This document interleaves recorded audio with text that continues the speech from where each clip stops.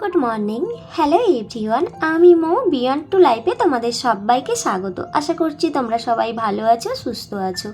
এখন বাজে সকাল 10টা, রাজদীপকে স্কুলে ছাড়তে যাচ্ছি। আজকের ওয়েদারটা একদমই ভালো নয়, মেঘলা, মনে হচ্ছে এই বৃষ্টি হবে। আর প্রচণ্ড শীত করছে, হট করে গরম পড়ে গেছিলো, এদিকে আবার এত শীত করছে যে কি বলবো, শীতকাল এসে গেছে। এদিকে স্কুলে এসে ডুগুকে মিসের হাতে দিয়ে আমি বেরিয়ে যাব। আপেল আর মুসুম্বি দিয়ে দাও, মুসুম্বিও দিয়ে দাও।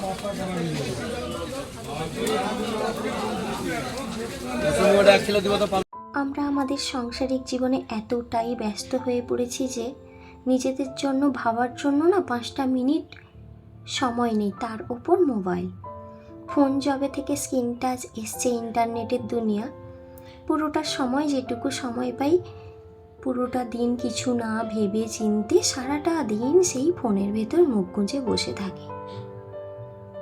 সুন্দর একটা জীবন কাটাতে গেলে না নিজেকে অনেকখানি চেষ্টা করতে হবে।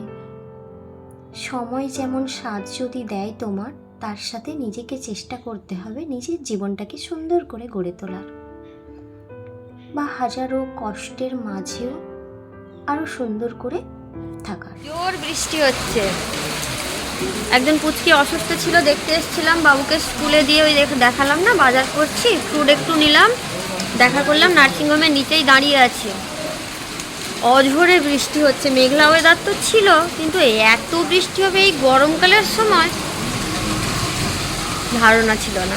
আবার এদিকে ডুগুকে স্কুলে আনতে যাওয়ারও সময় হয়ে গেছে। যা দেখা যাচ্ছে বাইকে যাওয়া যাবে না, ছাতাও নিয়ে আসিনি, সেই টোটোতে করে যেতে হবে। আর না একটা টোটো পাচ্ছি, কিন্তু বৃষ্টি হচ্ছে, বেশ ভালোও লাগছে। ভালো লাগছে না? নতুন গাড়ি ভিজছে না, আরেকজনের নতুন গাড়ি ভিজে যাচ্ছে, তার জন্য লোকের রাগ হচ্ছে।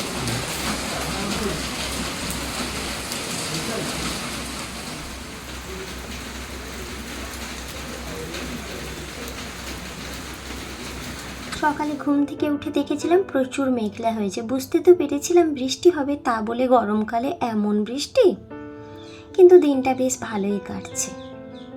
বাড়িতে রাই থাকে না, ওই বাইকে সারাদিন ঘুরে বেড়াই, কিন্তু তার মাঝেও একসঙ্গে কিছুটা সময় এইভাবে টোটোতে কাটানো বেশ মন্দ নয়।